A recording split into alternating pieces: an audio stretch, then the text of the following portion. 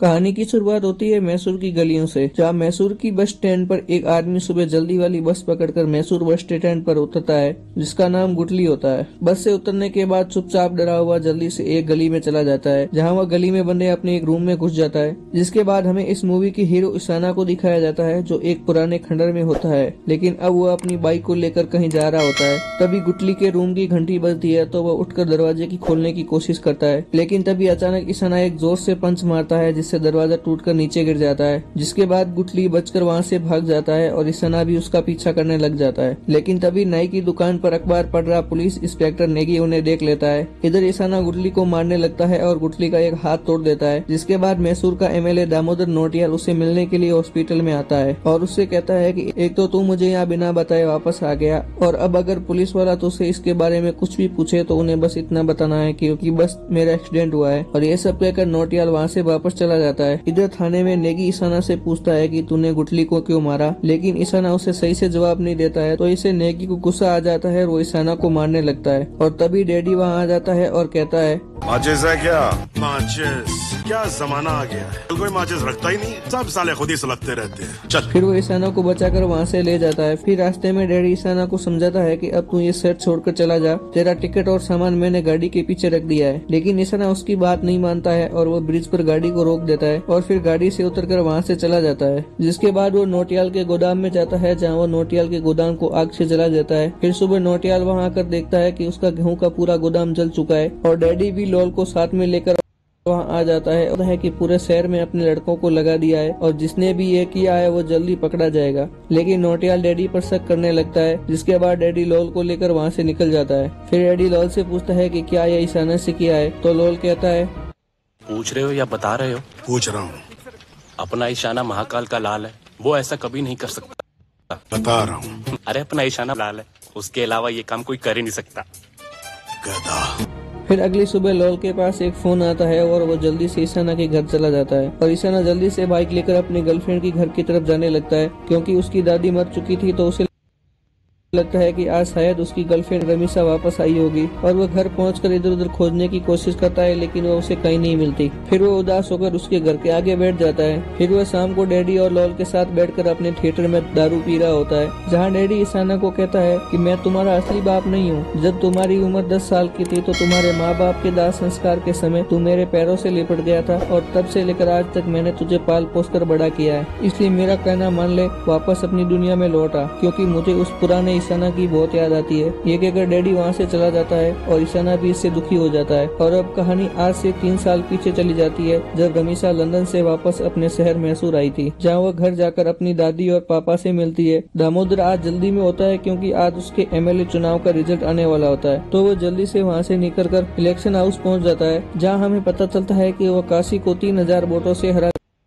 मैसूर का एमएलए बन चुका है। इसके बाद सभी लोग नोटियाल के घर जश्न मनाने आ जाते हैं, जहां रमीसा पहली बार ईशाना को देखती है, जहां वो खुशी में नाच रहा होता है। इसे देखकर रमीसा अपने पिता से पूछती है कि वो कौन है। तब दामोदर बताता है उसका थिएटर संभालता है और आज इसी के कारण मैं एमएलए बन पाया हूँ। ये सब सुनकर रमीसा ईशाना को पसंद करने लगती है और उसे शायद ईशाना से प्यार भी हो जाता है। फिर रात को दामोदर डैडी और ईशाना के बैठकर बातचीत कर रहे होते हैं, लेकिन तभी लाइट चली जाती है, तो दामोदर ईशाना को अपनी माँ को बाहर लाने के लिए कहता है, तो ईशाना दादी को लेने के लिए अंदर चला जाता है और वो दादी को उठाकर बाहर ला ही रहा होता है कि अचानक लाइट वापस आ जाती है। तब उसे पता चलता है कि उसके गोद में दादी नहीं बल्कि कोई और लड़की है, तो वह डर के मारे लड़की को नीचे गिरा देता है। फिर वह उससे उसका नाम पूछता है, तो पीछे से दादी उन्हें आवाज देती है कि अब खाना लग गया है, तुम आके खाना खा लो। और तब ईशाना को पता चलता है कि ये रमीसा दामोदर की ही बेटी है और फिर वो खाना खाने के लिए चले जाते हैं। अगले दिन लोल मोबाइल में नागिन सीरियल देख रहा होता है। फिर वो ईशाना से कहता है, भाई ये जो आजकल सीरियल में जो नागिन दिखा रहे हैं ना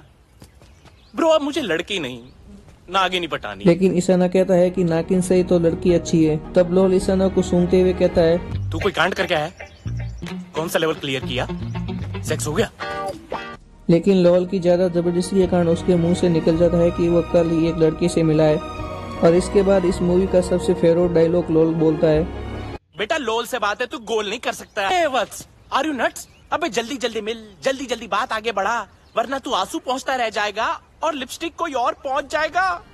में हमें दिखाया जाता है कि ईशाना दामोदर के घर पर किताबें सजा रहा होता है। तभी रमीसा भी वहां आ जाती है और वो किताबों के जरिए एक दूसरे से बात करने लगते हैं। फिर एक आदमी रमीसा को आवाज देता है और उसके बाद वो वहां से बाहर चले जाते हैं, क्योंकि दामोदर की पार्टी के सभी कर्मचारियों ने मिलकर एक प्रोग्राम रखा था जहां माला पहनाते वक्त एक आदमी दामोदर पर हमला कर देता है। तब डैडी और ईशाना उसे बचाते हैं। फिर ईशाना उस आदमी को मारने लग जाता है। ये सब देखकर रमीसा ईशाना को और ज्यादा पसंद करने लगती है, क्योंकि ईशाना ने आज उसके पिता को मरने से बचाया था। फिर ईशाना उस आदमी को खींचकर दामोदर के पैरों में फेंक देता है। दामोदर उसे मारने ही लगता है कि तभी रमीसा उसे बीच में आकर बचा लेती है। तब दामोदर उसे काशी के घर के आगे फेंकवा देता है, जहाँ काशी का आदमी उसे कहता है कि दामोदर की ताकत डैडी और ईशाना है। अगर दामोदर को हराना है तो पहले इन्हें अलग करना होगा। तब काशी अंग्रेजों की डिवाइड एंड रूल पॉलिसी को फॉलो करते हुए एक साजिश रचता है। तब हमें दिखाया जाता है कि डैडी अपने मिस्त्रियों से मिलने जाता है, जहाँ वो मिस्त्रियों से कहता है कि मैं अभी मंदिर से होकर आया हूँ, लेकिन वहाँ मंदिर का काम बंद पड़ा है। तो मिस्त्री बताते हैं कि बजरी खत्म हो गई है, जिसके कारण काम और नई बजरी लाने के लिए दामोदर पैसा मांग रहा है। तो डैडी दामोदर से बात करने के लिए जाता है, लेकिन गुटली बीच में बोल पड़ता है और डैडी पर हाथ उठाता है। लेकिन तभी ईशाना आकर गुटली को मारने लगता है और इन दोनों की लड़ाई शुरू हो जाती है। लेकिन तभी गुटली बचकर घर में भाग जाता है, तो ईशाना भी उसके पीछे पीछे भागने लगता है। तभी वहाँ रमीसा उसे पकड़कर अपने रूम में ले जाती है और उसके साथ लिपट जाती है और फिर वह उसे लेकर एक बीच पर चली जाती है, जहाँ वह नाच गाने के बाद ईशाना से पूछती है कि तुम मुझे अपने बारे में बताओ। तब ईशाना उसे अपने माँ बाप के बारे में बताता है और अपनी कुछ राज की बातें भी उसके साथ शेयर करता है, जिसके बाद वो दोनों पहली बार लिप किस करते हैं। इसके बाद वो दोनों अपने घर आ जाते हैं और वहाँ फिर एक बार और किस करते हैं। तब रमीसा ईशाना को हक करते हुए कहती है अब मुझे वापस लंदन नहीं जाना है और मैं यहीं कर अपनी लाइफ और स्टडी करना चाहती हूँ। और फिर वो मून नाइट में अपने कैमरे से एक फोटो लेती है और वहाँ से चली जाती है। अगली सुबह ईशाना सिगरेट पी रहा होता है, तभी डैडी उसे पकड़ लेता है। तब ईशाना कहता है कि ये तो लॉल की है, लेकिन फिर वो डैडी से माफी मांगता है और कहता है कि ये सिगरेट मेरी ही थी और कहता है कि मुझे आपको एक और राज की बात बतानी है कि अब मैं सिंगल नहीं रहा। तब डैडी कहता है हमारे जमाने में कहा करते थे कि आशिक के 3 ठिकाने, कपड़े फटे, बाल लटे और चौराहे पे डटे। तू किस लेवल पर है भाई? लव यार। फिर डैडी लड़की के बारे में पूछता है। तब ईशाना कहता है कि वह रमीसा है जो दामोदर अंकल की बेटी है। तो डैडी उसे समझाते हुए कहता है अरे यार, हद पे 4 दिन पहले आई है वो, 2 बार मिला है तू उससे और शादी का मंडप भी सजा लिया। लेकिन ईशाना किसी तरह डैडी को समझा लेता है। लेकिन डैडी कहता है कि अभी तो मेरा दामोदर के साथ झगड़ा हुआ है, लेकिन मैं कोई अच्छा सा मौका देकर तेरी और रमीसा के रिश्ते की बात दामोदर से जरूर करूंगा। इसके बाद ईशाना रमीसा को लेकर एक लॉन्ग ड्राइव पर चले जाते हैं, जिसके बाद शाम को रमीसा अपनी दादी के बर्थडे को बीच में छोड़कर बाहर चली जाती है और किसी लड़के को मैसेज करती है ताकि वो उसे रात को जो क्लब से उठाकर ले जाए। लेकिन तभी ईशाना भी वहाँ गेट पर खड़ा होता है और वह उसे लेकर एक कैफे में चला जाता है, जहाँ ईशाना आग जलाकर बिस्तर लगा रहता है। फिर रमीसा भी उसके पास आती है और इनका अपना कार्यक्रम शुरू हो जाता है। ये सब होने के बाद ईशाना और रमीसा वापस घर आ जाते हैं, जहाँ रमीसा ईशाना से कहती है कि अब हम शायद 4-5 दिन नहीं मिल पाएंगे, क्योंकि मेरे घर वाले रिश्ते की बात कर रहे हैं। तब ईशाना कहता है लेकिन हमारा क्या होगा? तो रमीसा ईशाना को किसी तरह समझा लेती है और कहती है कि अगर घर वाले नहीं माने तो हम भागकर शादी कर लेंगे। और तब वो ईशाना को किस करती है, लेकिन तभी उन्हें किस करते हुए दामोदर देख लेता है और ये बात जाकर अपनी माँ को बताता है और वो उन्हें मारने की बात करता है। लेकिन उसकी माँ कहती है कि दोनों ही तेरे अपने हैं। लेकिन दामोदर कहता है इज्जत से बढ़कर मेरे लिए कोई रिश्ता नहीं है, न मेरी बेटी और न किसी का बेटा। फिर हमें दिखाया जाता है कि ईशाना थिएटर में बैठकर रमीसा का वीडियो देख रहा होता है, लेकिन तभी वह दारू की बोतल फोड़कर कहता है मेरे पास खोने के लिए कुछ नहीं बचा, तेरे पास बचाने के लिए कुछ नहीं छोड़ूंगा। प्यार की तड़प बेटी ने सुनी थी, प्यार की तड़प बाप झेलेगा। फिर अगली सुबह डैडी अपने थिएटर का दरवाजा खोलता है तो वो देखता है कि ईशाना वह बेहोश पड़ा हुआ होता है और तभी लॉल भी वहाँ आ जाता है और उन्हें लगता है कि दामोदर ने शायद उसे मरवा दिया है। तभी लॉल कहता है कि अगर मैंने उसे उस दिन फोन नहीं किया होता तो शायद आज ऐसा नहीं होता। तब डैडी कहता है कि तूने ऐसा क्या कह दिया था, जहाँ हमें कुछ दिन पहले की फ्लैश स्टोरी दिखाई जाती है, जहाँ बस स्टैंड पर ईशाना रमीसा को फोन कर रहा होता है और फिर वह लॉल के पास हेल्प मांगने जाता है। तो लॉल कहता है जब ईयरबड ना हो तो माचिस की तिल्ली से भी काम चलाना पड़ता है। बोल बस। इसके बाद ईशाना लॉल को बताता है कि रमीसा ने उसे 4 दिन के लिए फोन नहीं करने का बोला था, पर आज कई दिन हो चुके हैं लेकिन आज भी उसका फोन नहीं लग रहा है। तब लॉल ईशाना से कहता है कि तू अपने डैडी को बात कर ताकि वह जाकर दामोदर अंकल से तेरी और रमीसा की शादी की बात कर सके। इधर डैडी अपने दोस्तों के साथ थिएटर में दारू पार्टी कर रहा होता है। तभी ईशाना का कॉल आ जाता है और ईशाना डैडी को अपने और रमीसा के रिश्ते के बारे में बात करने के लिए कहता है। तो डैडी ईशाना से कहता है कि मैं अभी जाकर दामोदर से तेरे और रमीसा के रिश्ते की बात करूंगा। इधर काफी समय बीत जाता है और ईशाना बार बार फोन की तरफ देखता है कि अभी डैडी का फोन आएगा और वो उसे खुशखबरी देगा, लेकिन ऐसे करते करते पूरी रात गुजर जाती है पर कोई फोन नहीं आता। फिर अगले दिन उसके पास डैडी का फोन आता है। तब डैडी कहता है कि तुम जल्दी से हॉस्पिटल आ जाओ, मैं वहीं पर तुम्हें सारी बात बताऊंगा। तब हॉस्पिटल जाकर ईशाना देखता है कि डैडी वहीं पर एडमिट है। तब डैडी कहता है कि मैं तेरे कहने पर दामोदर से बात करने के लिए जा रहा था, लेकिन बीच रास्ते में मेरा एक्सीडेंट हो गया। ये सुनकर ईशाना काफी अपसेट हो जाता है क्योंकि वो सोचता है कि उसके पिता आज रमीसा की बात को लेकर दामोदर अंकल से नहीं मिल पाए। तब डैडी कहता है कि आज नहीं तो कभी और, जब मेरी तबीयत ठीक हो जाएगी तो मैं जाकर तुम्हारे रिश्ते की बात जरूर कर लूंगा, पर तुम्हें अभी देहरादून जाना होगा क्योंकि मंदिर के लिए बजरी कम पड़ रही है और शिवरात्रि से पहले हमें मंदिर का पूरा काम भी करवाना है। तो ईशाना डैडी की बात मानकर देहरादून चला जाता है। वहाँ वो एक आदमी को पैसे देकर जल्दी से बजरी भरने के लिए कहता है, लेकिन वो आदमी कहता है कि आज नहीं भर पाएंगे क्योंकि आज खान में माइनिंग बिछाई हुई है और जिससे सारे रास्ते बंद हो गए हैं। तो ईशाना उसे समझाने की कोशिश करता है कि मुझे आज जल्दी काम है, लेकिन तभी लोल का फोन आ जाता है और ईशाना एकदम अचंभे में पड़ जाता है और वहाँ से बाइक लेकर जाने लगता है। तो वो आदमी उसे रोकने की कोशिश करता है क्योंकि रास्ते में ब्लास्टिंग हो रही होती है, लेकिन ईशाना वहाँ से निकल जाता है। रास्ते में बहुत ज्यादा ब्लास्टिंग होने के कारण वो बाइक से नीचे गिर जाता है, लेकिन वो दौड़कर वहाँ से दामोदर के घर आ जाता है। यहाँ आकर उसे पता चलता है दामोदर रमीसा की शादी एक अनुराग नाम के लड़के से करवा रहा है। तो वह अंदर आकर मुंडे पर तोड़फोड़ करने लगता है, लेकिन तभी दामोदर आकर ईशाना को समझाता है, पर ईशाना उसकी कोई बात नहीं मानता। तब दामोदर के आदमी उसे पकड़कर वहाँ से ले जाते हैं और उसे गोदाम में ले जाकर मारते हैं।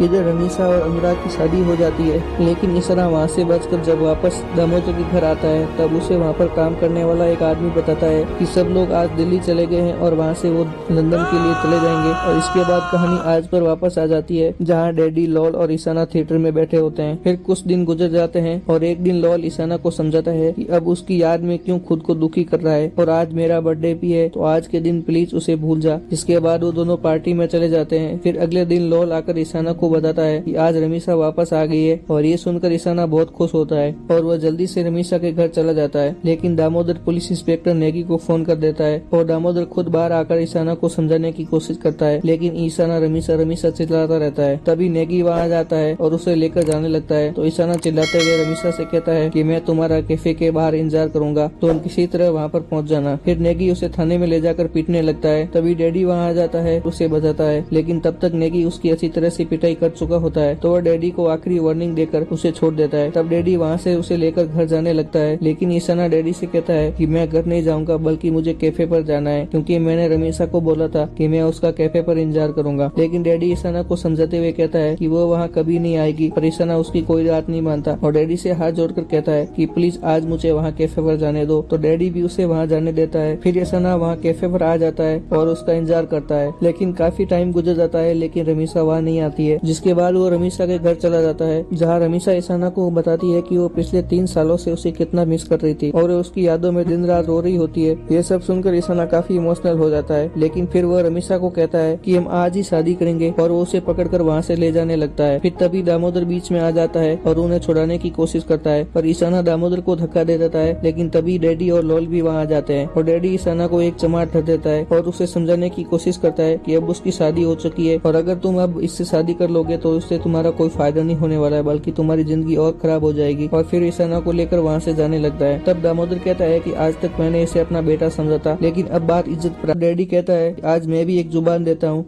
कि आज के बाद ईशाना कभी तुम्हारे रास्ते में नहीं आएगा। फिर डैडी और लॉल ईशाना को लेकर अपने घर चले जाते हैं जहाँ डैडी ईशाना को समझाता है, लेकिन ईशाना उसकी कोई बात नहीं मानता। तो डैडी परेशान होकर ईशाना को उसके कमरे में बंद कर देते हैं। ये सब देखकर लॉल से रहा नहीं जाता है और लॉल डैडी से कहता है कि ये आप सही नहीं कर रहे हो क्योंकि ये आपका खून नहीं है, अगर आपका ये लड़का होता तो आप ऐसा कभी नहीं करते। ये सुनकर डैडी को गुस्सा आ जाता है और वह लॉल को एक चमाट धर देता है और उसके बाद वह लॉल को बताता है कि उस दिन ईशाना के कहने पर मैं दामोदर के घर ईशाना और रमीसा के रिश्ते की बात करने के लिए गया था। जब मैं वहाँ पहुँचा तो रमीसा वहाँ अपने पिता को समझा रही थी कि वह एक लड़के से प्यार करती है। तो मैं चुपचाप बाहर खड़ा सुनता रहा, लेकिन तब उसने कहा कि वो ईशाना नहीं बल्कि एक अनुराग नाम के लड़के से प्यार करती है और वो पिछले 2 साल से लंदन में उसके साथ थी। तो ये सब सुनकर मैं और दामोदर दोनों हैरान हो गए। फिर वो मैंने नकली एक्सीडेंट करवाया और ईशाना को देहरादून भेजकर वहाँ ब्लास्ट भी करवाया, लेकिन तूने फोन करके रमीसा की शादी की खबर उसे दे दी। तब लॉल कहता है कि वो ऐसा कैसे कर सकती है, आपको एक बार रमीसा से मिलकर बात करनी चाहिए थी। तब डैडी कहता है कि मैं वहाँ उससे बात करने के लिए भी गया था, लेकिन उसने वहाँ मेरा और ईशाना का मजाक बनाना शुरू कर दिया। अब तुम ही बताओ मैं कैसे ईशाना को ये सब बताता। अगली सुबह रमीशा दामोदर को बताती है कि अनुराग 2 दिन में यहाँ आने वाला है और इससे पहले ईशाना का कुछ करना होगा। तब दामोदर रमीशा से कहता है कि जब तुम अनुराग से प्यार करती थी तो फिर ईशाना को अपने प्यार में क्यों बहकाया। लेकिन दामोदर अपनी बातों का ईशाना पर कोई असर नहीं होता हुआ देख वहाँ से चला जाता है। फिर वह दामोदर अपने दुश्मन काशी को बुलाता है और उसे ईशाना को 4 दिन तक कहीं ठिकाने पर छुपा कर रखने की बात कहता है और बदले में काशी को अगले साल MLA और चुनाव का सारा खर्चा अपने कम पर करने का वादा करता है। इधर डैडी ईशाना का रूम खोलकर देखता है तो उसे पता चलता है कि ईशाना रात को वहाँ से भाग गया है। तब वो ईशाना के पीछे उसे ढूंढने की कोशिश करता है कि इधर ईशाना रमीशा के घर जा रहा होता है, लेकिन तभी नेगी और दामोदर के कुछ आदमी गुटली के साथ वहाँ आ जाते हैं और ईशाना को मारने लगते हैं। तभी गुटली पीछे से ईशाना पर वार करता है और ईशाना उसे गुटली को मारते हुए कहता है कि तुम चाहे कितनी भी कोशिश कर लो, दामोदर मुझे रमीशा से दूर नहीं कर सकता, वो सिर्फ मेरी है। तब गुटली कहता है कि तुम्हारी उसी रमीशा ने मुझे यहाँ पैसे देकर तुम्हें मारने के लिए भेजा है, लेकिन ईशाना उसकी बात पर भरोसा नहीं करता है। और तभी रमीशा का फोन आ जाता है और जब ईशाना वो फोन उठाकर बात करता है तो उसे पता चलता है कि रमीशा कह रही होती है,